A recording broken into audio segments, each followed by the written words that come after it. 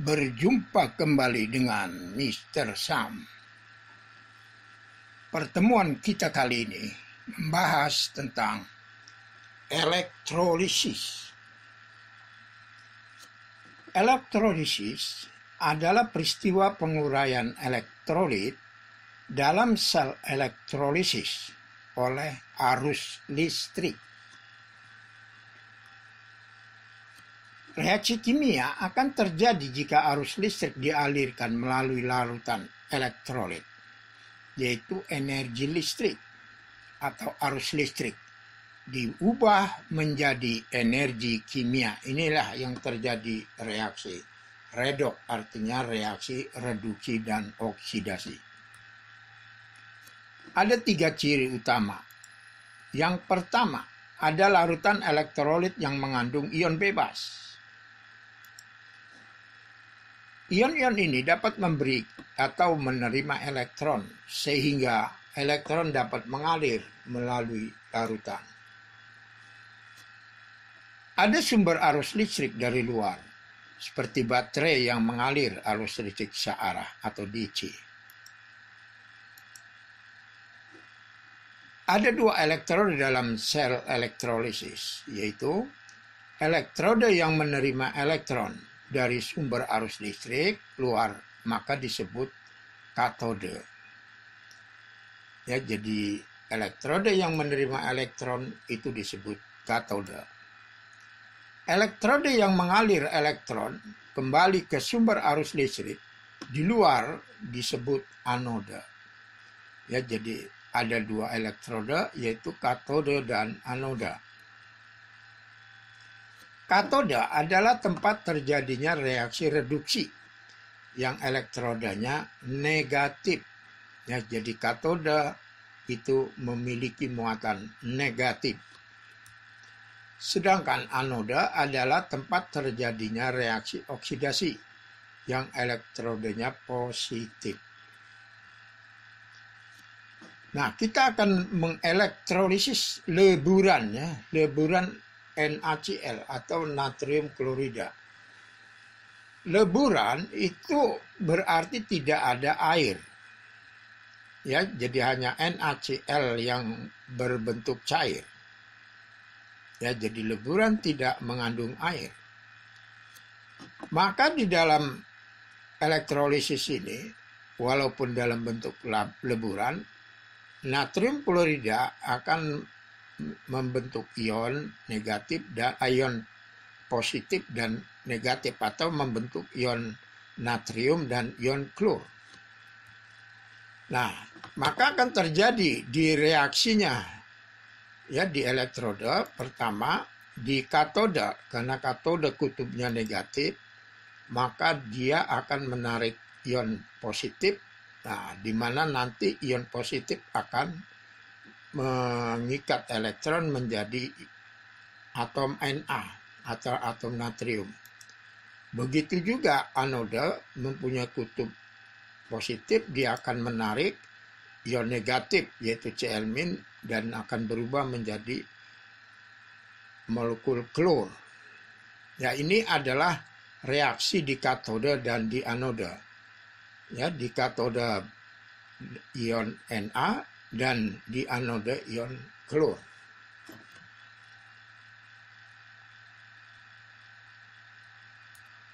Nah, kemudian karena di sini elektron 1, di sini 2, maka kita setarakan dengan mengalihkan 2. Maka reaksi totalnya adalah 2 NaCl.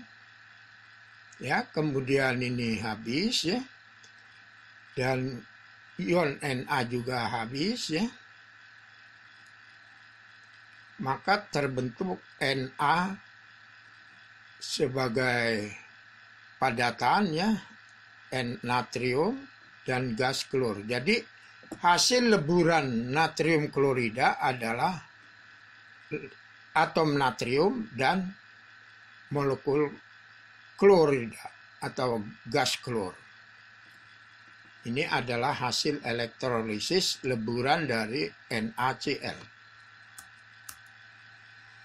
Sedangkan kalau kita mengelektrolisis larutan NaCl, berarti larutan ini ada mengandung molekul air, beda dengan leburan.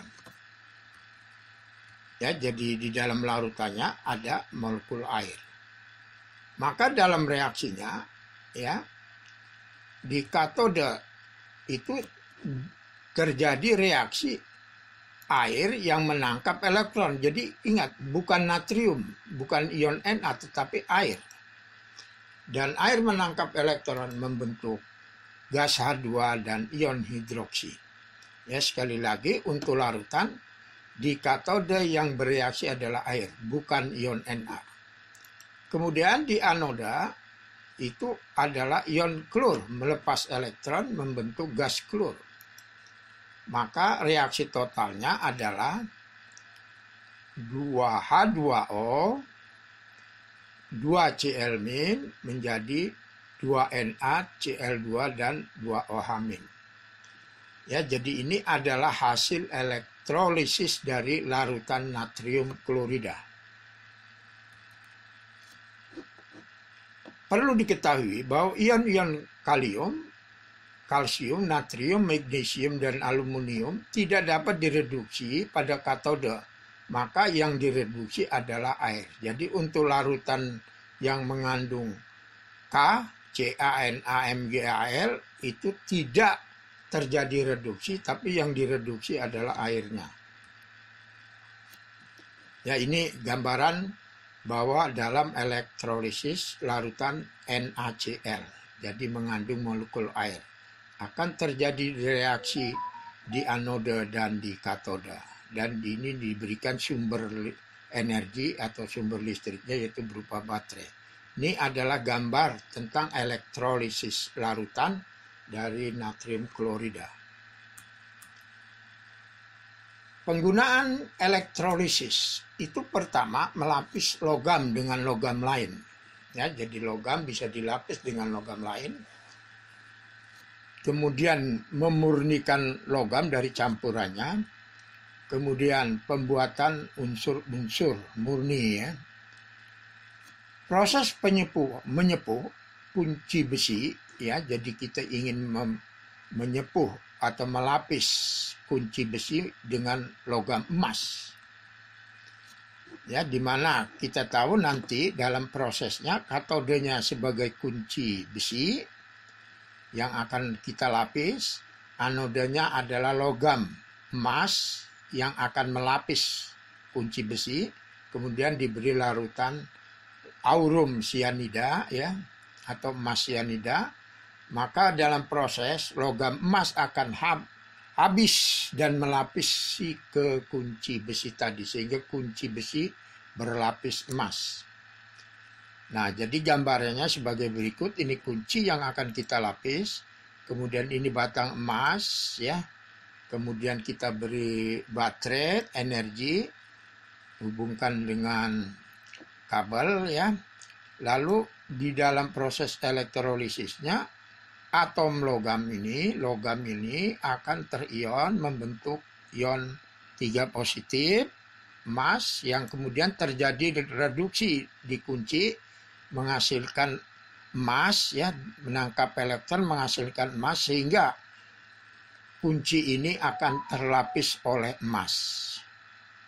Nah, inilah gambarannya, ya, bahwa AU atau ion daripada emas akan menangkap elektron membentuk aurum atau emas. Jadi kuncinya akan berlapis emas. Nah, ini salah satu penggunaan elektrolisis.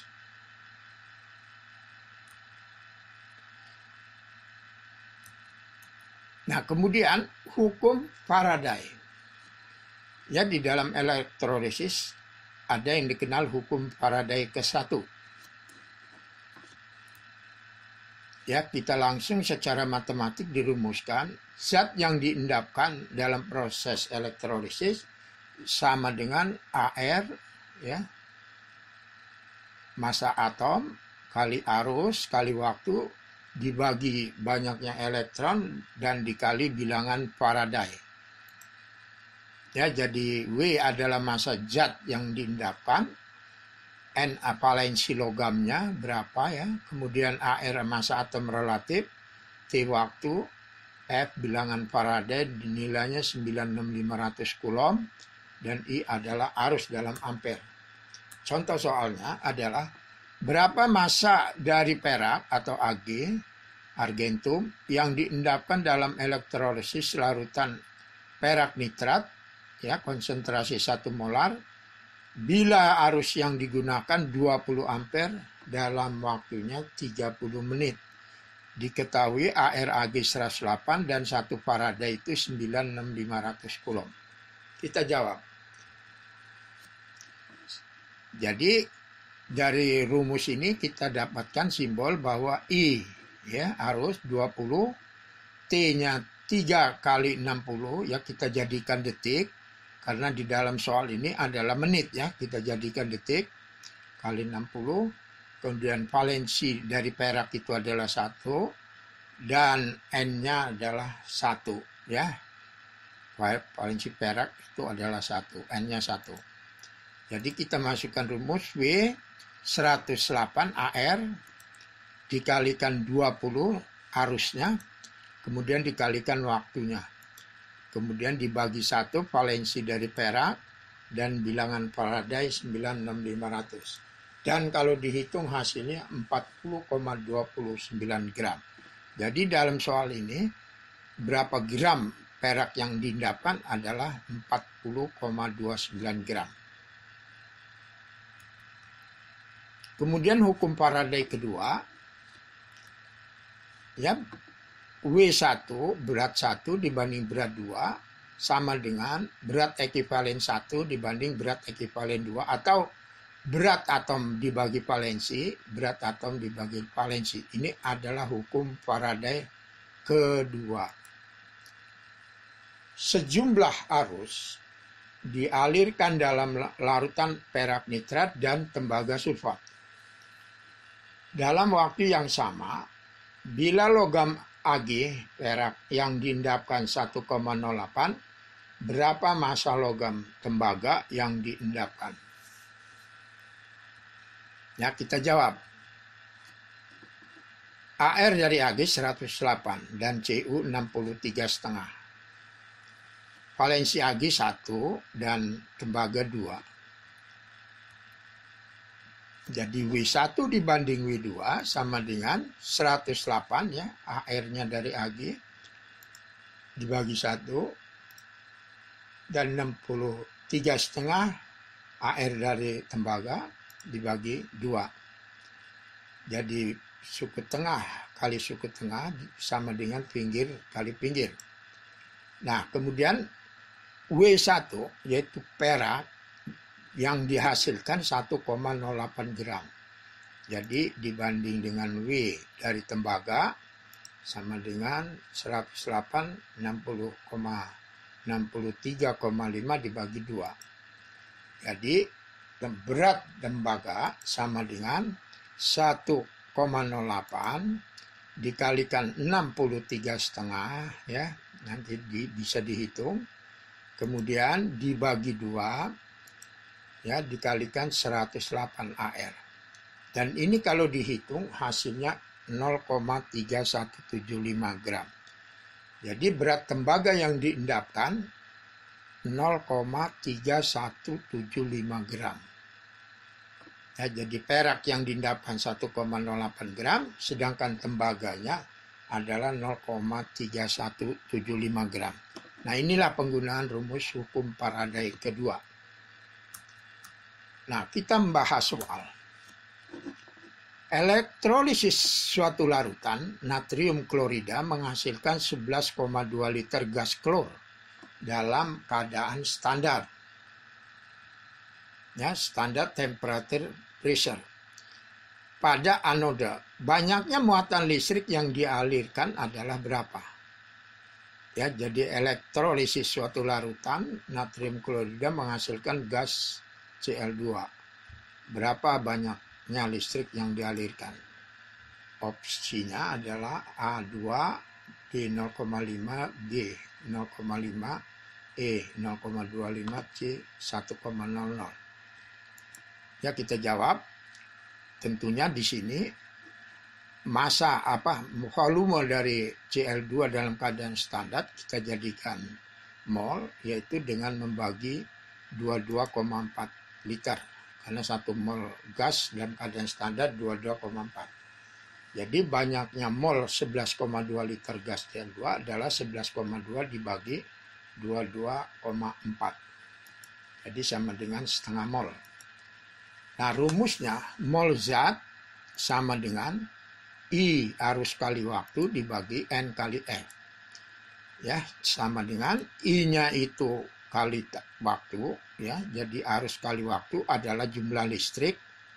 Ini adalah jumlah listrik. Ya, di mana 2 Cl min menjadi Cl2 plus 2 elektron, jadi N-nya adalah 2. Kemudian kali F, ya, bilangan Faraday. Nah, molnya itu adalah 0,5 atau setengah mol. Jadi banyaknya jumlah listrik I kali T sama dengan mol kali 2F kali setengah. Ya, jadi molnya itu setengah, ya, kemudian kalikan 2F. Jadi hasilnya adalah, ya, mol zat itu setengah mol, ya. Nah, jadi sama dengan 1,00 F. Jadi jumlah listrik yang digunakan untuk menghasilkan Cl2 11,2 liter adalah 1 Faraday. Jawabannya adalah C. Nah, demikianlah pertemuan kita kali ini. Semoga bermanfaat, ya, tentang elektrolisis bagian 1, dan ini materi untuk SMA IPA kelas 3. Dan jangan lupa tekan tombol subscribe and like, dan tetap semangat. Sampai jumpa kembali.